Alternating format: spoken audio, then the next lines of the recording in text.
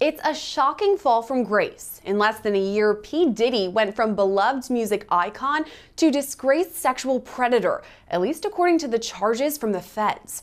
Right now, he's behind bars in New York, the same place where just last year he was given a key to the city. It was a disturbing set of allegations that led to Diddy's arrest in the way of multiple civil suits brought by accusers. And in some of those suits, co-defendants are listed, and in others, celebrities. Could it be a time of reckoning for them too? We're taking a deep dive into all the celebrities listed in Diddy's civil lawsuits and whether they too could face federal charges. I'm Sierra Gillespie, and this is Law and Crime News. A groundbreaking case brought forth just this week when 54-year-old Sean Diddy Combs was arrested on September 15th. He now faces some pretty serious federal charges: racketeering conspiracy, sex trafficking by force, fraud, or coercion, and transportation to engage in prostitution. Diddy was indicted by a federal grand jury and is now being held in Brooklyn at the Metropolitan Detention Center after he was twice denied bail. Diddy's attorneys say he was in New York for about a week before the arrest, anticipating the federal indictment. But he wasn't the only one who kind of saw this coming. After federal investigators raided two of Diddy's homes back in March, we kind of had an idea something was on the way. Just this week, we learned some of the items that investigators collected during those raids of Diddy's homes in both Miami and Los Angeles. According to the indictment against Diddy, investigators seized more than 1,000 bottles of baby oil and lubricants from his homes. The court doc states that these items were used in something referred to as freak-offs, which were elaborate and produced sex performances that Combs arranged, directed, masturbated during, and often electronically recorded. According to prosecutors, Diddy and his associates transported commercial sex workers over state lines and even internationally. Diddy then allegedly gave these sex workers and victims controlled substances, at times unbeknownst to the victims. Prosecutors say Diddy did this to keep the victims obedient and compliant. He then took videos of victims having sex with these sex workers, sometimes without their consent. After all this, both Diddy and the victims would receive IV fluids to recover from the physical exertion and drug use. Federal investigators say that during the raids of Diddy's homes, they collected some of these recordings showing the disturbing details of these freak-offs. And the feds had a heads up about these recordings, thanks to some of the civil lawsuits filed against Diddy, namely the one brought by Rodney Jones, also known as the producer Lil Rod. Lil Rod worked with Diddy on his Love album starting in 2022 and says he experienced months of abuse all at the hands of Diddy. In his lengthy civil suit, Lil Rod refers to these recordings saying, quote, "Mr. Combs required Mr. Jones," that's Lil Rod, "to record him constantly. Mr. Jones has secured hundreds of hours of footage and audio recordings of Mr. Combs, his staff, and his guests engaging in some serious illegal activity."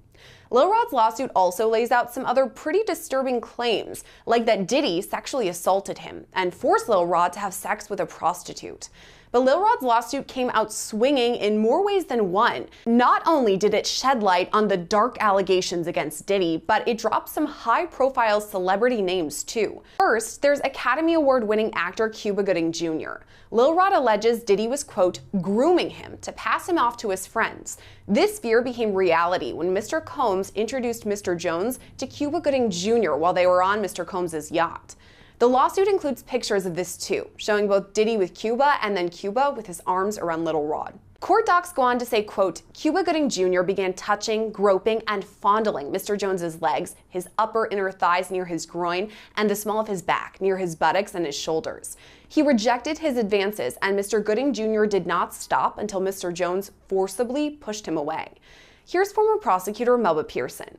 In the last couple of years, there were allegations against him for sexual assault.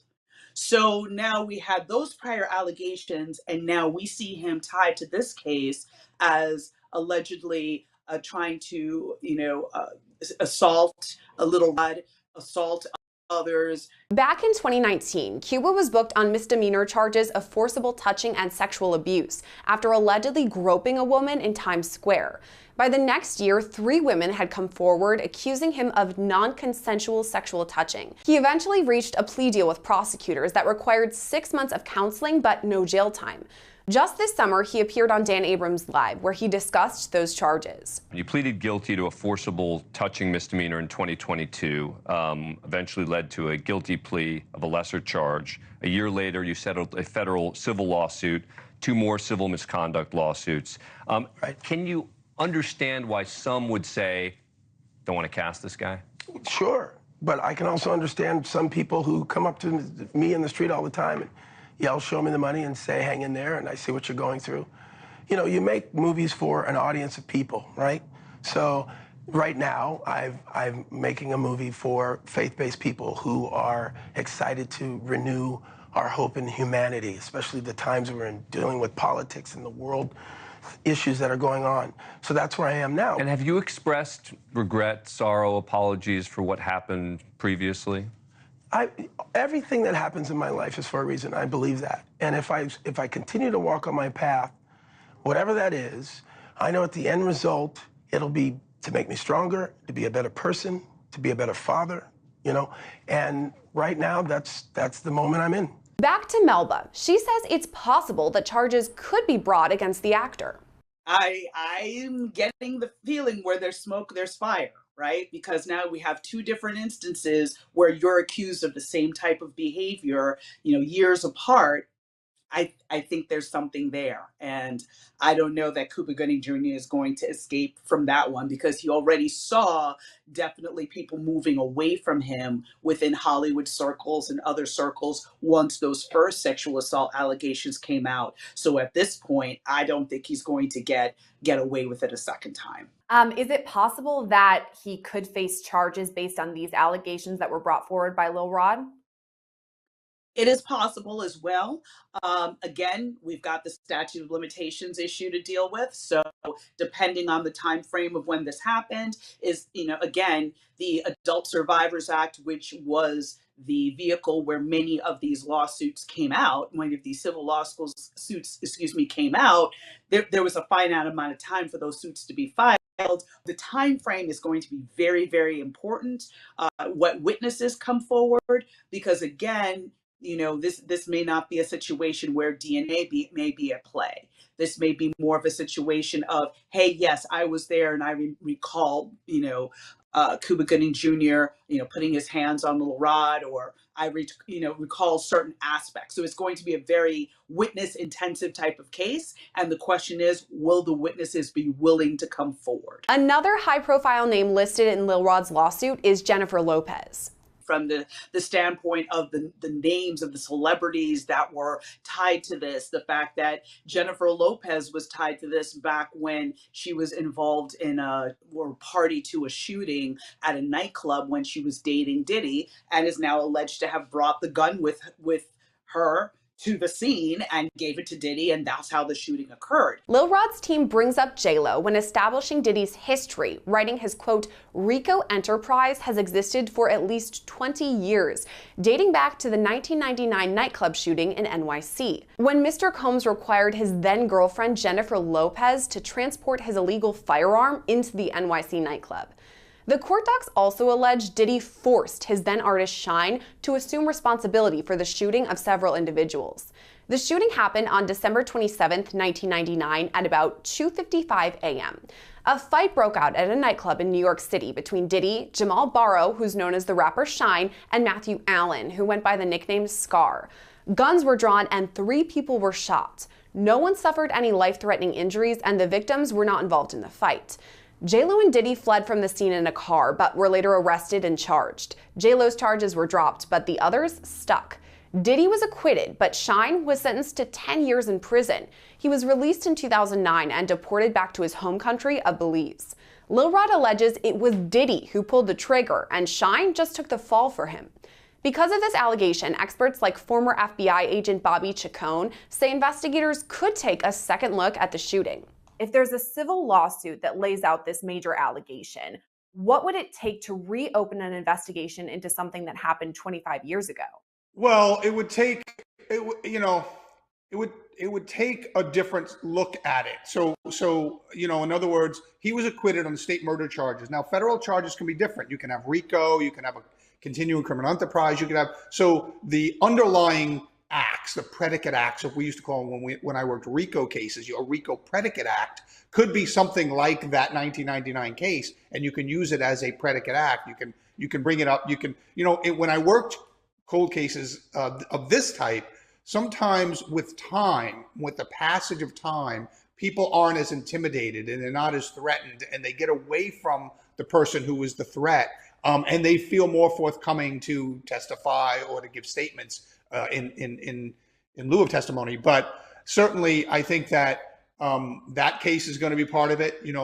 In the aftermath of that, they have witnesses that say he bragged about intimidating witnesses, paying off jurors.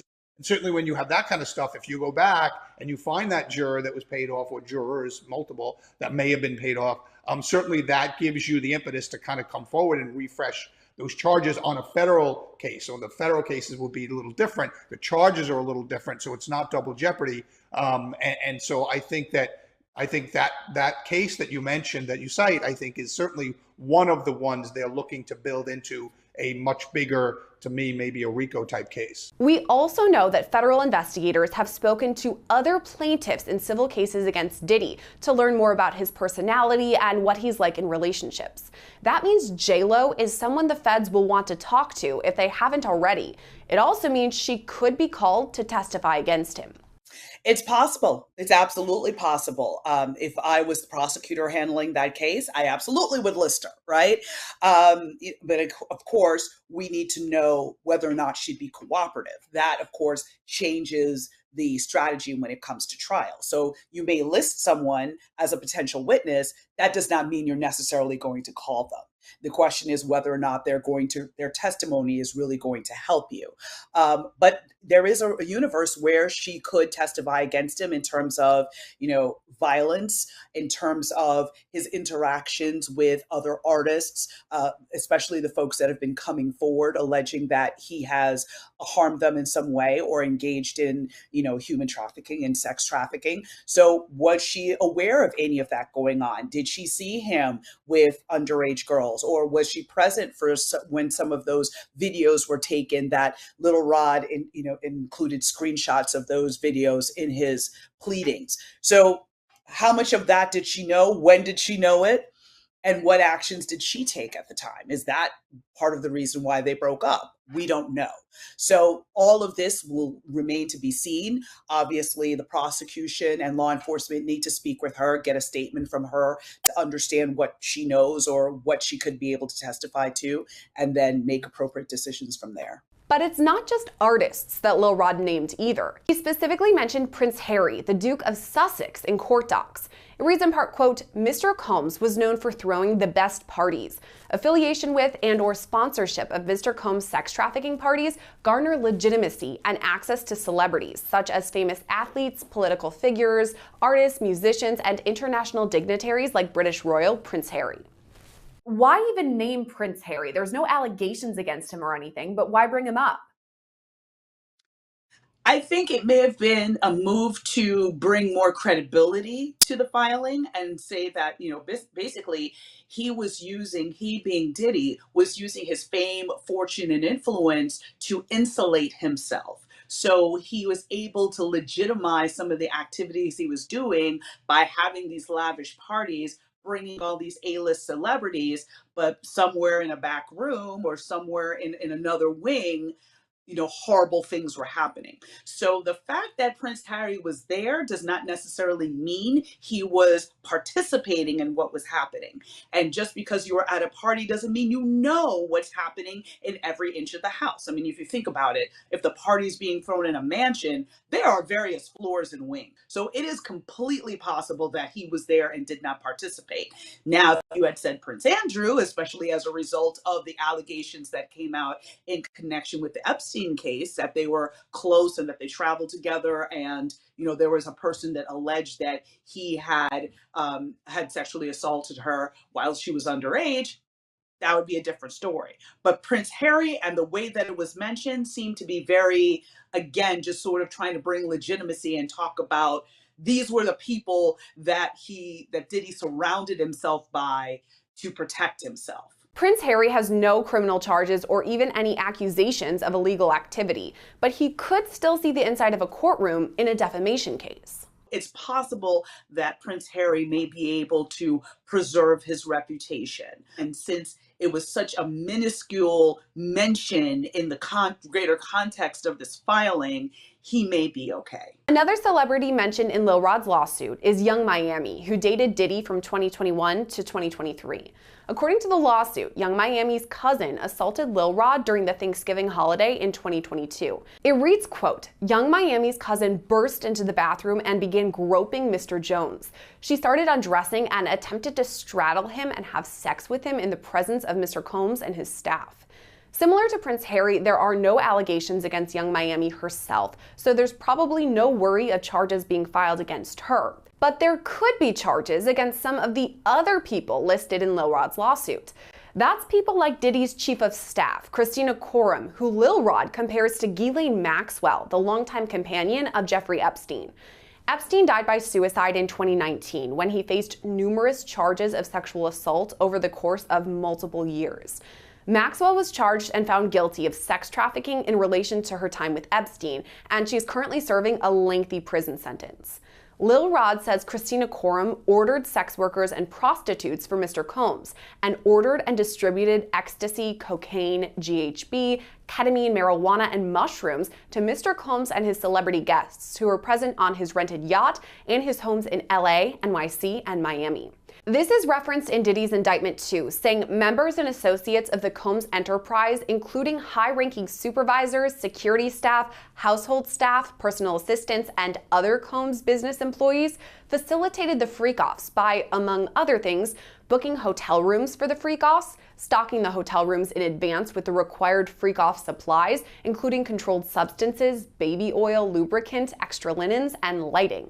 Federal prosecutors also allege these associates arranged travel for victims and commercial sex workers, delivered large sums of cash to Diddy to pay these sex workers, and even scheduled the delivery of IV fluids. So according to Melba, it's possible some of these associates are charged too. None of these cases, when you have these high-profile people that have been using people over years, none of these cases happen without a handler. R. Kelly had a handler. Epstein had a handler, Weinstein had a handler. Everybody has, in those scenarios of those powerful people, powerful men that are abusing other people, they have someone that does their dirty work. And it's usually not only just one person, it's several people who may have different duties. So again, seeing this woman being his handler, being the person to get him drugs, being the person to procure sex workers for him, being the person to basically be on cleanup duty in case of, covering up or silencing people that might want to come forward, that's not unusual. And she is also going to bear the brunt of criminal liability, just like Ghislaine Maxwell did, and basically had to take the entire brunt of the criminal justice system alone because of the fact that, Epstein committed suicide and was not able to be held accountable. And we can't talk about Diddy without mentioning Cassie, the one whose lawsuit blew the lid off Diddy's alleged scheme. She filed civil suit against Diddy last November under the New York Survivor Act, meaning any sexual assault survivor could file suit against their accused predator, and the statute of limitations didn't matter. Cassie's lawsuit was settled just one day after it was filed, but it was still made public, dropping a laundry list of bombshells about Diddy that the public hadn't previously heard. Cassie's lawsuit outlined years of abuse by Diddy, starting when she was just 19 years old, and at the time, he was 37. According to her suit, Diddy was prone to uncontrollable rage and frequently beat Cassie savagely. Cassie alleged Diddy forced her to use drugs and would physically beat her, rape her, or force her to have sex with prostitutes. Then there's the gun allegation that on at least 2 occasions, Diddy demanded Cassie hold his gun in her purse. The lawsuit goes on to state, quote, there was no clear reason why Mr. Combs required her to hold his guns, except to reinforce to his young girlfriend that he was violent, powerful, and dangerous. This echoes a similar allegation made by Lil Rod about Jennifer Lopez's part in the 1999 New York nightclub shooting. Not only did Jennifer Lopez allegedly bring the gun to the club, now we're also looking at years later, Cassie coming forward and saying that Diddy forced her to carry a gun with her when they went out to different events. So again, I think that this is more along the lines of when you look at this from a domestic violence lens, from the standpoint of the abuser being very controlling and demanding certain activities to prove loyalty, to basically put yourself in a bad situation where only he can be the one to save you, basically. So in seeing that, the parallels between J-Lo's experience and Cassie's experience, number one, it brings more credibility to what Cassie said in her pleadings. But also, again, it causes us to look at Jennifer Lopez and be like, some of the comments she made about the end of her relationship to Diddy, in terms of, well, there was infidelity, and she kind of skirted the issue a bit. But when you start to look back at her comments, you start to think, ooh, were you in a domestic violence relationship with Diddy, much like how Cassie ended up in a domestic violence relationship with him? Cassie kind of broke the floodgates, so to speak, when she made her civil suit back in November. These crazy allegations, we'd never heard anything like it before. And then all of a sudden we have several more people coming forward, and then more once it turns to 2024. So we have multiple plaintiffs who are coming forward alleging very similar things. I'm wondering, without these civil suits, would we even be here right now? Would Diddy even have been arrested and indicted? I really don't think so. Because Cassie's lawsuit opened the floodgates, and I think it empowered other survivors to come forward and tell their story. And when Little Rod came forward, I think that was just another huge just a huge moment in this case, because now you have male victims coming forward. And we know statistically male victims of sexual assault generally don't report for a number of reasons, but they many times view it as an attack on their masculinity, and they're very concerned about how they would be viewed publicly. And Little Rod was brave, which I really commend his bravery in standing up and saying, listen, this is what happened to me. And that empowered more and more folks to come forward, including most recently Danity Kane, one of the members of Danity Kane, stating that he had abused her and she had witnessed the abuse he had levied on others. So I think that all of these voices coming forward and saying, listen, there's something here, the feds took notice. And even though they may not have been public about it at first, we knew, obviously, when they searched the houses, we knew that this was getting very serious, but they were monitoring this the minute that Cassie filed her lawsuit. And when they read those allegations, I can assure you that investigation started immediately. And then as more and more survivors came forward, again, the feds would be going and interviewing each of those people, seeing what evidence they have. So, for instance, do they have maybe some cell phone footage, or can they substantiate what occurred to them in other ways, maybe follow-up text messages, emails? All of these things are aspects that the feds are able to use to now bring in their case in chief against P. Diddy. Months ago, we reported that Cassie was working with federal investigators in the case against Diddy. We can't know for sure whether she testified in the grand jury hearing that would ultimately indict Diddy, but it's likely at least some of his accusers did. I do believe that a number of the survivors would have testified. I don't think that they would have brought all of them, because of the fact that, number one, testifying is traumatizing, especially when you're talking about the most awful day likely of your life and some very degrading things that happen to you. And you have to tell that to a bunch of people you don't know. So you have to be very cautious in when and how you bring your victims and your survivors to testify, and think about that in terms of your strategy. Because again, you may want to save some of the survivors for the actual trial if this does go to trial, and maybe just pick one or two that make the point, right? And then you can fill it in with more evidence as the trial proceeds. But you don't necessarily have to show all of your evidence to the grand jury. You just pick the strongest pieces of evidence, so that, again, you're not burning your survivors out before they get to the point of trial unnecessarily. Obviously, they do have to testify and tell their story so that the jury has something to to deliberate on. But at the same token, you don't want to push them too much because, again, that trauma is very real. And even if they are getting assistance through counseling or something along those lines, it's still a lot to have to talk about it, especially in such a with a huge media frenzy around it, and so many people weighing in, and whether it be social media or other celebrities or things like that. So those are some of the things I think the assistant U.S. attorney would have been considering when deciding who should be brought in front of the grand jury to testify. And when it comes time for trial, we could expect to hear from Cassie or other accusers in federal court. You're bringing up a really good point because, as you said, this is probably one of the darkest times of these survivors' lives. And they have to come forward with these serious allegations and relive the trauma that I'm sure they've been working to overcome. It's really tough, but we're assuming that a lot of them are going to testify at the trial, whenever that may be. And there are several accusers that have to go through and do all of that. What would it look like at the trial then?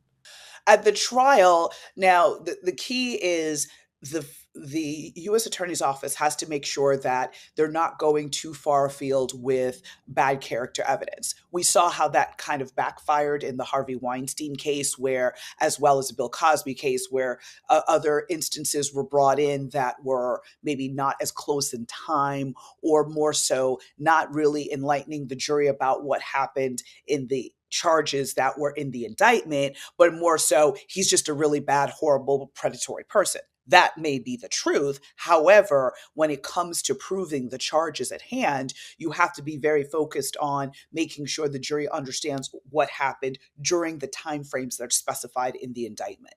And so if some of these other survivors, let's say something happened 10 years ago, that might be too far in time for them to be able to testify. But if we're talking about an instance of something that happened last year, for instance, that might be closer in time to allow them to be able to testify. And again, if they have specific knowledge about certain aspects of the indictment, of course, they'll be brought to testify. But again, you have to be very cautious because you want to be able to preserve, if you're able to get a conviction, you want to be able to preserve it on appeal by not making these types of errors.